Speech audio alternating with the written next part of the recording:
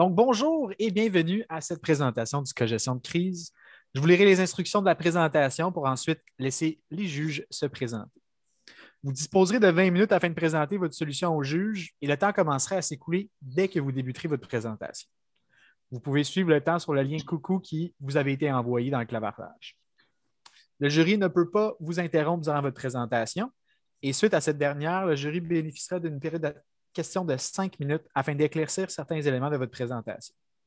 Veuillez noter que lors de la période de questions, si un membre de l'équipe est en train de parler lorsque le temps est complètement écoulé, il est autorisé à terminer sa phrase.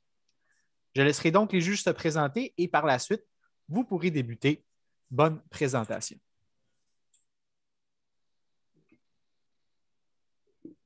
Oui, bonjour. François Cormier, Agence XP et président-directeur général. Et moi, c'est Marie-Pierre Hudon-Thériault, donc je suis copropriétaire et directrice des ressources humaines chez Agence XP également. Jean-Michel Larouche, DRH de DSA et copropriétaire d'Agence Webeasy et Prévaction. Bonjour, Jean-Sébastien Lévesque, DRH chez les équipements d'emballage MMC.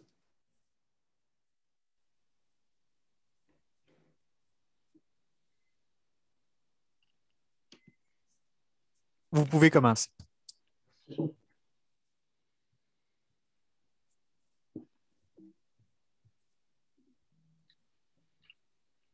Il y a toujours une opportunité avec les crises. Autant que cela force les individus à regarder à l'intérieur d'eux-mêmes, ça force aussi toutes les entreprises à réexaminer autant leur politique que leurs pratiques.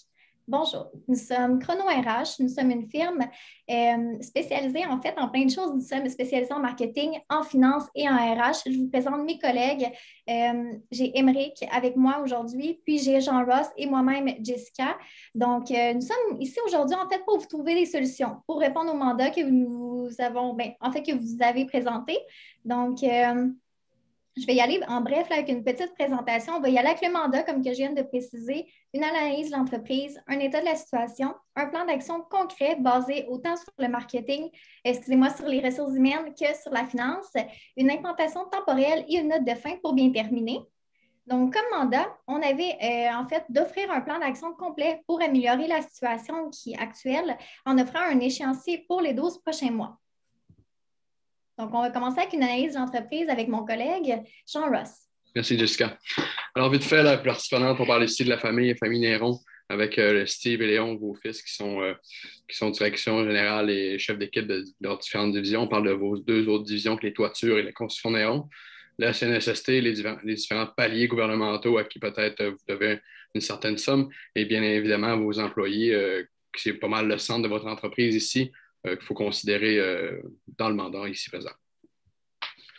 Dans les actions qui auraient dû être prises, on va être franc, quelque chose comme engager la firme comptable. On ne pense pas qu'engager un ami comptable est vraiment la bonne solution à faire en entreprise, en affaires. Ça mène peut-être à des résultats, comme on peut voir. Engager peut-être une firme comptable externe est une bonne solution parce qu'ils ont un devoir fiduciaire envers vous. Ils doivent respecter un code d'éthique des CPA Canada, qui est très, très intéressant. Ensuite, une instauration d'une politique de remboursement plutôt aurait dû être fait. Des remboursements qui viennent d'ici là pour X raisons n'est pas vraiment justifiable. Il faut être prêt à justifier ces montants-là auprès de l'impôt. Ensuite, les systèmes de contrôle comptable qui devraient être mieux encadrés, mieux instaurés dans l'entreprise. Et ensuite, s'attarder sur les données en ressources humaines. C'est une problématique. On a parlé de taux de roulement vraiment élevé. L'entreprise, vous avez mentionné que vous étiez sur le bord de la fête. On va proposer des solutions financières, mais également en RH, puis vraiment en comportemental de votre entreprise pour vraiment solidifier tout ça et proposer quelque chose de vraiment innovant qui va permettre de vous sortir la tête de l'eau à long terme. On va passer la parole, dans le fond, à Émeric. Donc, pour débuter notre plan d'action, quoi de mieux que la stratégie Néron? C'est la stratégie familiale sur la culture organisationnelle. Donc, en premier, pour être sûr d'avoir une culture organisationnelle optimale, il faut se regarder nous-mêmes. Donc, regarder la famille. Il faut regarder notre cohésion. Quelle cohésion on montre à nos employés et comment est-ce qu'on démontre que l'ambiance de travail que l'on a envers fils et père est l'ambiance de travail qu'on veut que nos employés empruntent. De plus, les valeurs familiales devraient être au centre de votre mission d'entreprise. Ayant fait affaire avec vos enfants, il n'y a rien de mieux que de montrer ça à vos employés. Vous êtes le modèle pour votre culture organisationnelle.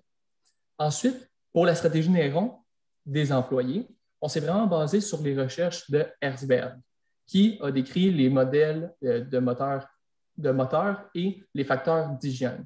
En gros, en somme, c'est vraiment juste que les facteurs moteurs, ce pas des facteurs qu'on peut rendre mieux. T'sais, on va toujours vouloir avoir un meilleur salaire. Donc, ce n'est pas la peine de négocier le salaire parce que de toute façon, c'est souvent des syndicats qui font ça et ils sont déjà bien rédigés. Ensuite, pour les conditions de travail, on souhaite toujours avoir des meilleures conditions de travail. Donc, ça peut seulement jouer, les facteurs moteurs, sur la déception de l'employé. Nous, ce qu'on vous propose, c'est vraiment d'accentuer sur les facteurs d'hygiène. Donc, la reconnaissance, l'avancement, plus de responsabilité, la réussite.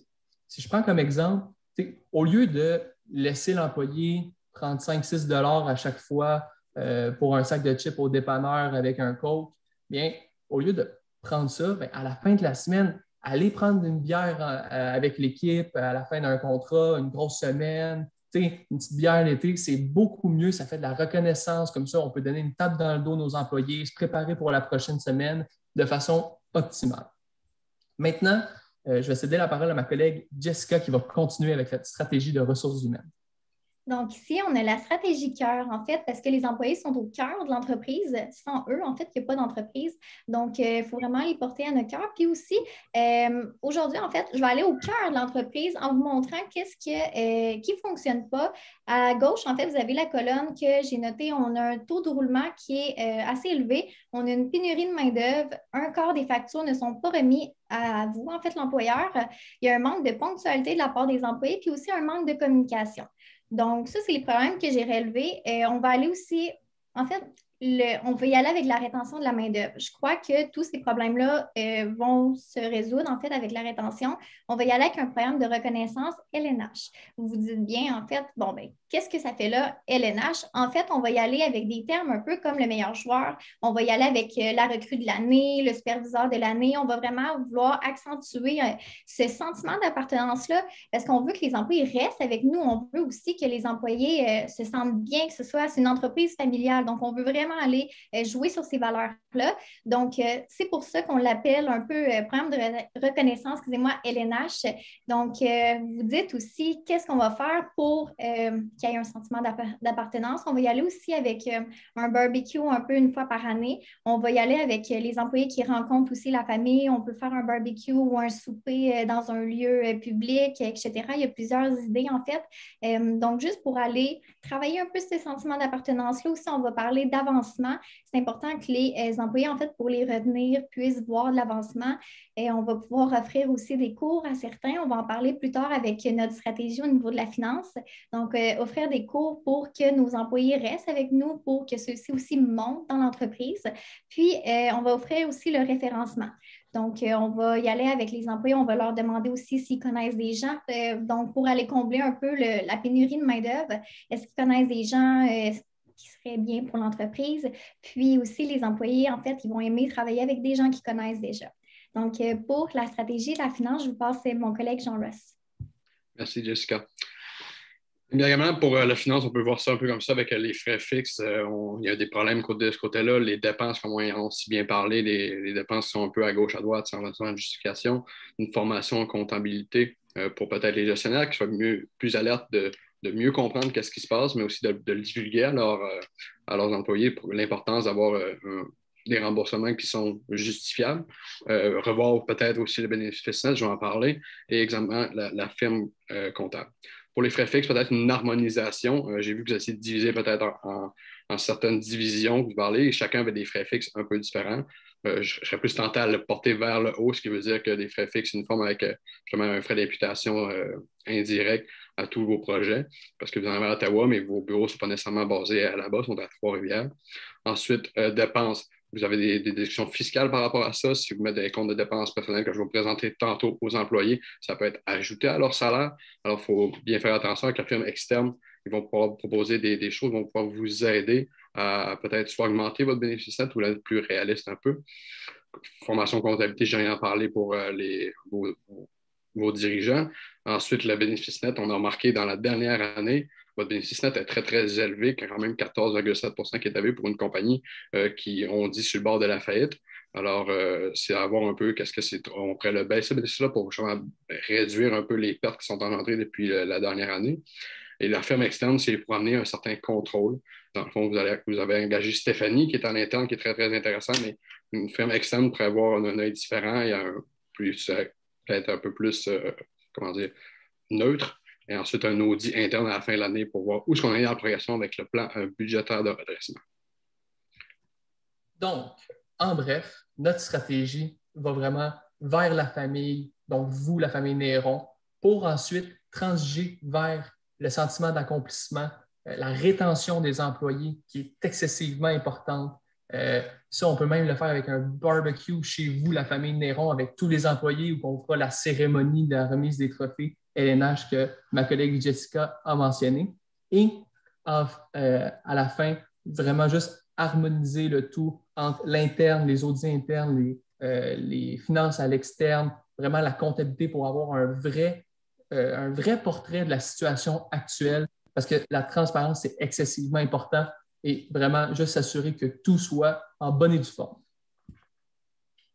Ensuite, pour l'implantation temporelle, c'est mon collègue Jean Ross qui va continuer. Merci. Alors, pour les RH, on fait un budget, dans le fond, environ 25 000 $, si je ne me trompe pas, pour des dépenses hautes et formation. On parle d'un 42 % pour un compte de dépenses qu'on établit environ à 250 $ par employé. Vous avez une quarantaine d'employés, mais qui peut être revu à la hausse et à la baisse. C'est le maximum qu'on vous conseille, dépendant aussi du poste que les personnes ont chez vous. Vous pouvez aller à moins, mais un maximum comme ça serait peut-être plus réaliste pour l'année à venir. Ensuite, 33 % en formation, ce qui représente, si je ne me trompe pas, 8 000 $. Celui-ci, malgré que vous ne faites pas un chiffre d'affaires de 2 millions par année, à long terme, ça peut être quelque chose d'intéressant de l'incorporer dans le fond tout de suite, même si la loi, dans le fond, sur la formation de la main-d'œuvre n'est pas vraiment accessible, mais d'en prendre conscience que si vous arrivez à faire des bénéfices plus importants, elle arrive plus rapidement que prévu, à avoir des bonnes pratiques déjà instaurées dans votre entreprise. Et le 25 %, dans le fond, c'est tout le programme de reconnaissance d'employés, le barbecue, Jessica a parlé, avec peut-être les cadeaux, les sorties que vous allez prévoir. Ensuite, on vous a parlé en fait trois scénarios, un peu un pessimiste, un réaliste et un optimiste qu'on parle. L'optimiste serait une continuité dans les ventes, ça veut dire que Steve continuera à faire une vente performante. Puis vous avez quand même, on a évalué selon les chiffres que vous avez donnés, un bénéfice dans la dernière année, dans le fond, de 126 000 $, ce qui est très, très bon, mais quand même à 14,7 % pour le bénéfice, comparativement, dans le fond, au chiffre d'affaires total. On ne pense pas que la faillite est une excellente idée parce que si on voit de se relancer par la suite, il ne resterait peut-être plus rien dans l'entreprise ou pas grand-chose parce qu'il y aurait une liquidation, dans le fond, des biens de l'entreprise. Alors, faire attention. Mais le scénario pessimiste, ça demanderait, dans le fond, un investissement personnel des 3 membres de la famille. On voit le 75 000 $ qui permettrait de rester à flot, mais qui ferait un bénéfice moindre et plus long à atteindre pour chacun, mais il sera atteint à la première année, mais ça peut-être engendrerait une retraite plus tardive pour votre père. Faut bien y penser. Ça ne serait pas l'idéal. On penserait vers le réaliste, dans le fond, vu qu'on ferait une refonte un peu de tout ce qui est finance, tout ça, moins axé un peu sur le vente, garder ça à l'interne un peu, ça serait avoir des employés, être plus présents sur le terrain pour Steve, exemple. Alors, on irait avec des ventes plus respectables. Un chiffre d'affaires, si je ne me trompe pas, qui était dans le retour de 10 %, fait 90 000 de bénéfices nets par année, c'est quand même quelque chose de respectable. Vous auriez quand même un chiffre d'affaires intéressant. Peut-être de laisser une vision, comme j'ai dit tantôt, mais ça, c'est à voir. Mais c'est pour ça qu'on vous conseille vraiment de viser notre scénario réaliste pour se concentrer dans votre entreprise à l'interne. Échéancier, je vais passer la parole à Émeric. Merci, Jean-Ross. Donc, pour l'échéancier des stratégies, comme vous pouvez le voir, on a mis le premier mois en gros parce qu'on est en gestion de crise et le premier mois, c'est très, très important pour la continuité des événements. Donc, dans ce qui a trait au premier mois, c'est vraiment l'implantation de la politique de remboursement. Comme mon collègue Jean-Ross l'a dit, on ne peut pas laisser aller des 5-6 $ par-ci, par-là. Au bout de l'année, au bout de la semaine, au bout du mois, ça fait des grosses dépenses qu'on ne voit pas passer et on doit implanter des politiques qui vont contrer ces manières. De plus, le plan de redressement financier va nous permettre vraiment, comme mon collègue Jean-Ross l'a montré, de donner un portrait efficace et efficient de la stratégie, de nos stratégies et un système réaliste des opportunités que l'on a. De plus, on voudrait avoir une famille avec la rencontre Néron. Veux pas, nous, on est une équipe, on travaille en cohésion, en famille, de famille à famille. On aimerait vous rencontrer vraiment pour mettre les barres sur les barres sur les T, les points sur les I, et vraiment juste s'assurer qu'on est en cohésion constante avec vous. Au bout du 2e mois, on aimerait aller faire affaire avec notre firme à l'externe, donc vraiment pour avoir un portrait qui va être plus global pour la prochaine année fiscale. Elle va nous apporter des solutions, c'est évident. De 3 à 8 mois, on va instaurer le programme LNH. Quand on dit instaurer le programme LNH, c'est vraiment notre programme de reconnaissance, mais c'est aussi de savoir qu'est-ce que nos employés veulent. Parce qu'on peut supposer que l'employé va vouloir des billets pour aller voir le Canadien de Montréal quand la situation va pouvoir le permettre, malheureusement, mais il va vouloir des billets pour le Canadien, mais peut-être que lui, le Canadien, ça ne l'intéresse pas, puis qu'il préférerait avoir un week-end romantique avec sa blonde à Québec. Donc, on doit écouter nos employés comme on écoute notre famille. De plus, on instaurerait dans les 3 à 8 mois le programme de référencement mentionné plus tôt. Ça, c'est vraiment d'amener quelqu'un avec qui on aime déjà travailler, un ami, un collègue de la famille, vraiment juste pour créer une belle cohésion sur le chantier de construction.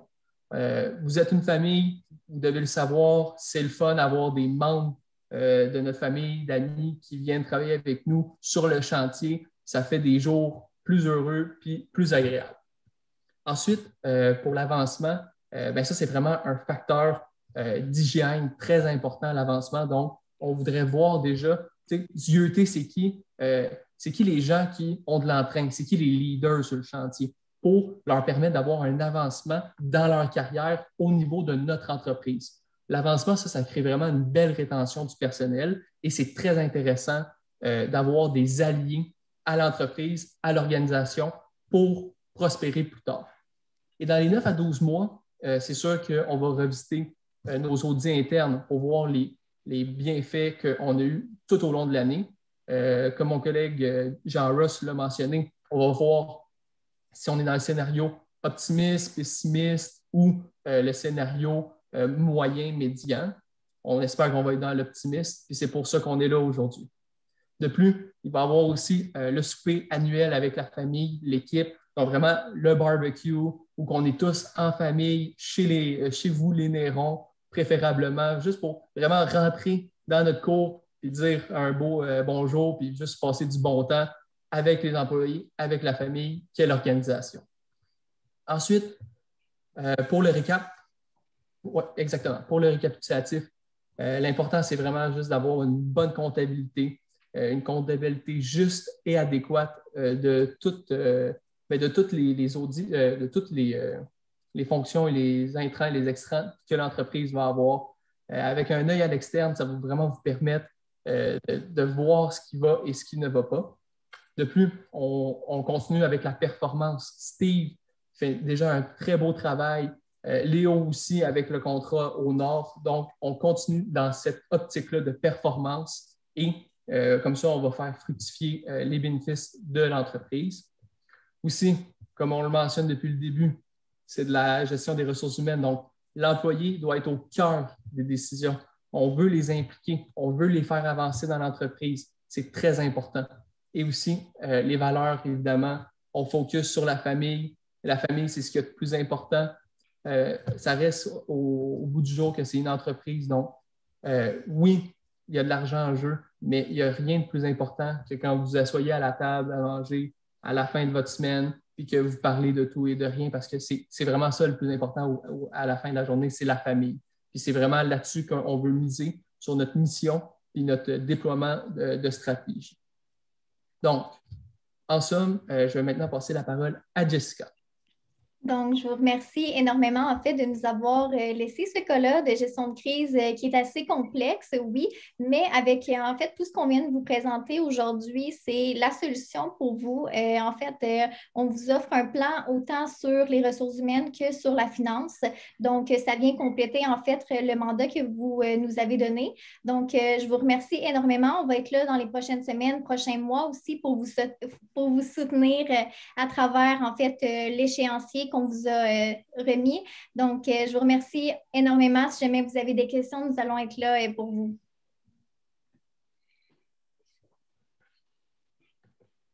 Donc, merci beaucoup. On va passer à la période de questions. Donc, on commence à l'instant. Donc, je vais prendre la question de Jean-Michel. Donc, vous n'avez pas beaucoup parlé des problématiques, là, notamment de drogue, là, de nos employés sur les chantiers. J'aimerais savoir un peu de quelle façon on devrait gérer là, ce genre de problématiques-là concrètement. Concrètement, je suis sincèrement croirais qu'il fasse quelque chose de politique à tolérance zéro. C'est sûr qu'une présence plus accrue des dirigeants sur les différents chantiers, ça amènerait une certaine fébrilité peut-être des employés, que c'est des procédures qui ne doivent pas être faites. Mais c'est sûr que directement chez un client en plus, c'est difficile à imaginer. Mais vraiment de rencontrer les employés, de leur expliquer chez nous, ça ne se fait pas. Mais je vois mal un peu le fait de donner une seconde chance dans ces histoires-là, surtout que ça peut être dangereux pour leur propre sécurité et ceux de nos clients. Excellent, merci. Super. Donc, je vais passer à la question de Jean-Pierre et au François. OK, ça marche. Donc, ma question est la suivante. Donc, comment allez-vous mettre en place vos stratégies avec une absence de liquidité et des créanciers très importants? Comme j'ai mentionné tantôt pour tout ce qui est créancier, puis ça, j'ai mentionné que le bénéfice est très, très élevé, qui pourrait servir justement à peut-être rembourser plus rapidement. C'est pour ça que j'ai conseillé, dans le fond, le plan qui est un peu plus réaliste, c'est de baisser nos bénéfices pour rembourser plus rapidement, parce qu'on voit que le bénéfice qui a été tiré, il y a la moitié, quasiment un petit peu moins que la moitié des dettes qui pourraient être pas clairées, mais diminuées, pour ensuite, justement, pouvoir donner un souffle. Mais il faut respecter les échéanciers qui ont été imposés dans le fond, parce que si je ne me trompe pas, c'était avec la CSQ ou la CNSST, tu avais un plan de remboursement de 24 mois. Alors, si on respecte ça, on fait quelque chose de réaliste avec ça, c'est très, très possible, mais c'est sûr qu'il faut baisser les bénéfices qui sont quand même très élevés, 14 % pour une entreprise. Personnellement, moi, je trouve ça élevé, qu'on pourrait être plus raisonnable, on s'entend.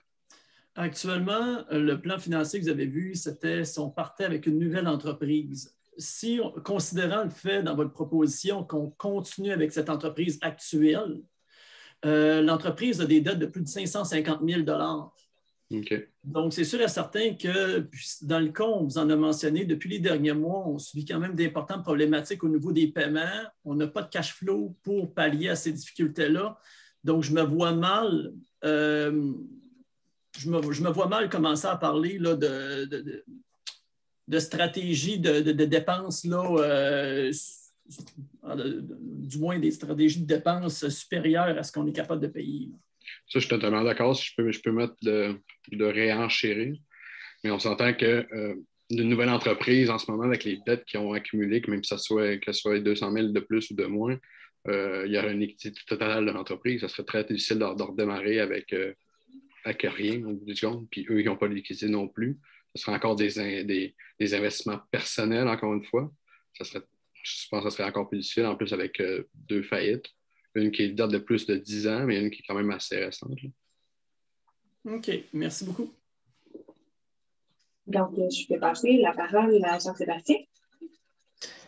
Vous parlez que vous avez une expertise ressources humaines, financiers et marketing. Moi, je vais m'intéresser peut-être l'aspect marketing de la chose. On a des clients qui, même si on fait affaire avec eux, il y a des enjeux de paiement. Comment on peut améliorer notre relation avec ces clients-là? Bien, c'est sûr que notre relation doit être basée sur la confiance. La confiance, c'est mutuel. Donc, moi, ce que je ferais, c'est vraiment des rencontres personnalisées avec le client pour ainsi vraiment rehausser le sentiment de business to business. Donc, vraiment de continuer sur une bonne voie, une bonne entente avec le client.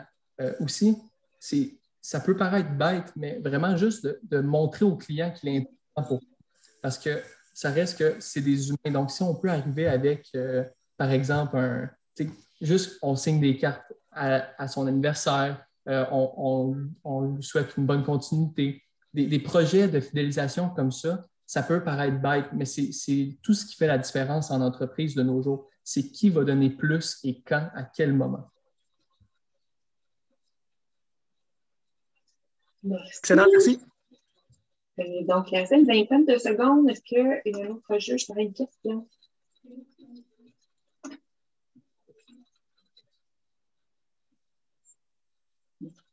Bon, c'est parfait. Donc, en fait, merci beaucoup à tous d'avoir été là et d'avoir pris part à cette présentation. Donc, j'inviterai l'équipe à quitter. Puis, je vais garder les juges avec vous. Merci beaucoup. Là. Merci beaucoup. Au revoir. Merci. Merci beaucoup. Merci à vous.